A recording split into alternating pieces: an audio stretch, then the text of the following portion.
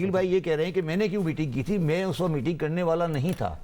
मैं उस वक्त employee of state government Pakistan था और मुझे गवर्नमेंट पाकिस्तान का फाइनेंस मिनिस्टर ने इंस्ट्रक्शन दिया वहाँ जाए, मैंने वहाँ जाके की। मैं वो बैठता नहीं बैठता वो अलग बात थी। और अगर आप उस मीटिंग का अगर उस मीटिंग का के बारे में बात कर रहे हैं तो आप पूछें उनसे जाके कि मैंने उनसे सवाल किया था या नहीं किया था कि प्राइम मिनिस्टर क्यों नहीं है, पूछे जाके उनसे। ये एक अलग सब्जेक्ट है, आगे चले। बात आपने प्राइम मिनिस्टर इमरान खान से खुद से नहीं कहा था कि आप क्यों नहीं है वहाँ? हाँ, मैंने इमरान खान से पूछा था, पूछे इमरान खान से। उन्होंने क्या कहा? उन्होंने क्या कहा? उन्होंने कहा नहीं आप चले गए थे, ठीक है। मैं पूछे ना, मैं यही पूछ रहा हूँ ना कि प्राइम मिनिस्टर से किसने पूछा था। आप पूछे ना किस बंदे ने प्राइम मिनिस्टर से पूछा था। देखिए मुझे डीमीन करना बड़ा आसान है अकील भाई के लिए कि आप कह दें कि ये गलत थे, ये गलत थे, ये गलत थे, बड़ा आसान है, जो दिल चाहे बोल दे, ठीक है। मगर मेरी क्रेडिबिलिटी को चैलेंज नहीं कर सकते। जो बात मैं कहूँगा वो परफेक्ट होगी, वो उसमें गलती नहीं हो सकती।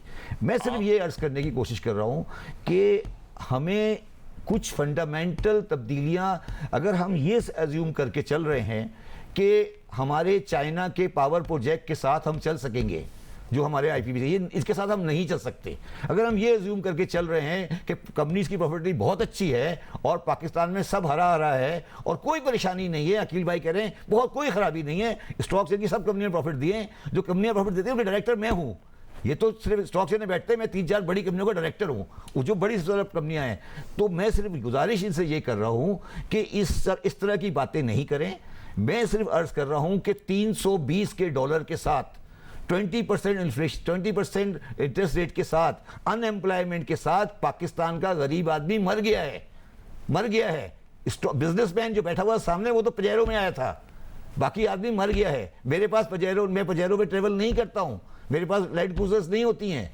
ये जो बातें करते हैं कि प्रॉफिट बहुत अच्छा हो गया स्टॉक एक्सचेंज का, ये पाकिस्तान नहीं है, ये पाकिस्तान नहीं है, पाकिस्तान कुछ और है। 320 ज़ाहिर है पाकिस्तान में अनएम्प्लॉयमेंट में इजाफा हुआ है, 28% की महंगाई है, बहुत बुरे हालात हैं, गुर्बत है, रोटी नहीं आ रही। अब आप उस पर कह रहे हैं कि नहीं मैं प्रॉफिटेबिलिटी बड़ी अच्छी आ गई, मैं अच्छी अच्छी बातें करूँ, ठीक है। मैं आके कहूँ जी बड़ा अच्छा हो गया, सब कुछ हो गया। आखिरी बात मैं कहना चाहता हूँ, मुझे ये बता दें शाहजेब साहब, ये बैठे हुए हैं बड़े फाइनेंशियल एक्सपर्ट हैं, ये जो इन्वेस्टमेंट आएगी ये हमें खैरात के तौर पे आएगी, ये इसकी फाइनेंशियल वायबिलिटी उनके लिए बनती है। सब डेढ़ साहब फाइनल कमेंट।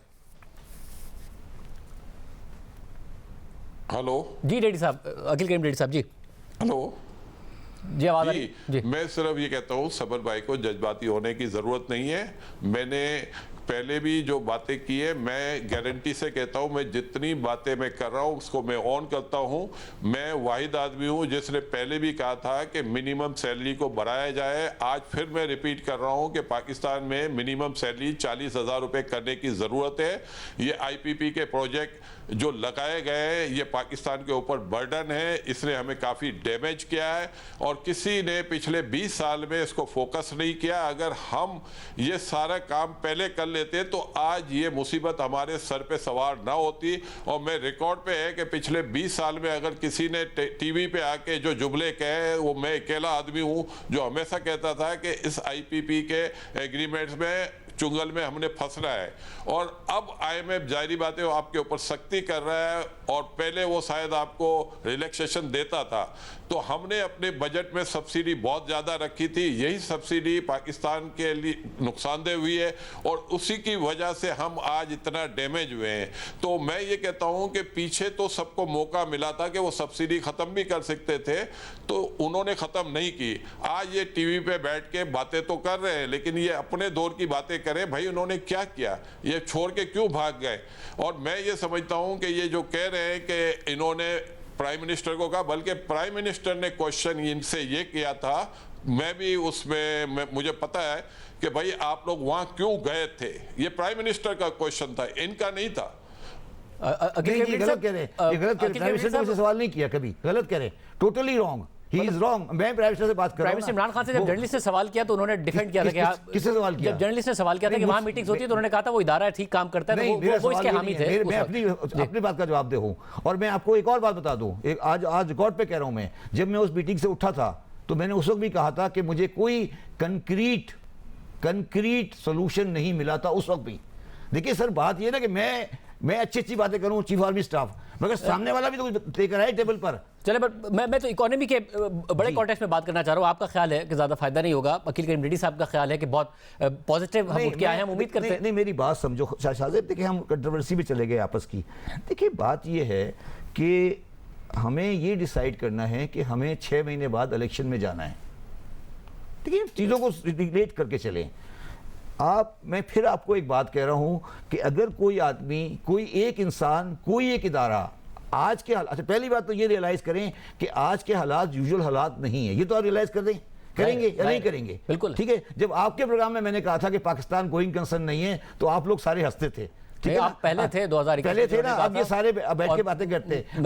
मैं तो अग्री कर रहा था आपसे कि हम उसी तरफ जा रहे हैं। आईपीपी के ऊपर मेरे कम से कम 50 आर्टिकल हैं अखबार के अंदर, कम से कम 50 आर्टिकल लिखे मैंने आईपीपी के ऊपर, ठीक है।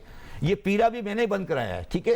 तो मैं सिर्फ ये अर्ज करने की कोशिश कर रहा हूं कि हमें ये रियलाइज करना चाहिए कि पाकिस्तान के इस वक्त के हालात अनयूजुअल हैं, और पाकिस्तान अपने डिफॉल्ट के से नहीं बचा है। ये अगर आप समझ रहे हैं कि डिफॉल्ट से बच गया है, तो नहीं बचा है। और पाकिस्तान को 2023 से लेकर 2028 तक 88 बिलियन डॉलर अरेंज करने हैं, कैश फ्लो में। तो इसमें ये आम बात है। इन हालात में कॉशियस स्टेटमेंट देनी चाहिए, और ये भी सोचना चाहिए कि 6 महीने नहीं तो 8 महीने बाद इलेक्शन होके एक नई गवर्नमेंट आएगी, जिसका CEO कोई और होगा, जो इससे ट्रांजिशन करके आएगा।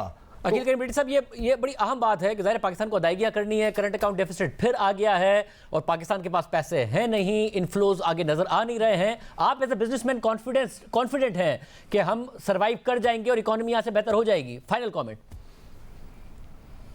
देखें, मैं आपको ये कह रहा हूँ कि पाकिस्तान में इसके पहले कब किसने कहा था कि हम मिडिल ईस्ट के लोगों को अट्रैक्ट करते हैं, उनसे इन्वेस्टमेंट ला रहे हैं, कॉर्पोरेट फार्मिंग कर रहे हैं, माइनिंग में जा रहे हैं, लाइव स्टॉक्स में जा रहे हैं, थर्ड कोल में जा रहे हैं। तो ये पहली दफ़ा हो रहा है कि ये चीज़ें हमने अट्रैक्ट की है और ये एक्सप्लोर किए। हम तो अपने जो एक्सप्लोरेशन सेक्टर को भी नहीं चला रहे थे, वो जो फॉरेनर्स आए थे वो सब वापस पाकिस्तान छोड़ के चले गए। तो मैंने कहा कि SIFC का जो मकसद है वो यही है कि फॉरेनर्स इन्वेस्टर को अट्रैक्ट करना, वन विंडो उनको फैसिलिटीज़ देना। तो मेरा ख्याल है कि आज भी मैं यकीन से कह सकता हूँ पाकिस्तान के डिफ़ॉल्ट होने के कोई चांस नहीं है। आपके पास $8 बिलियन का रिजर्व अभी भी पड़ा हुआ है जो आपका अपना है, 4.5-5 बिलियन का गोल्ड आपके पास पड़ा हुआ है। इसके अलावा आपके IMF की कमिटमेंट है, इसके अलावा Asian development bank, world bank सबसे कमिटमेंट है। तो जो रीपेमेंट है, मैं समझता अगले 2 साल में हमें रीपेमेंट का किसी किस्म का कोई इशू नहीं है।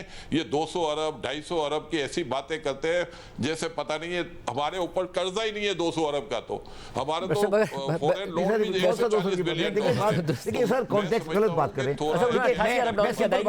यार, मेरी बात सुनो।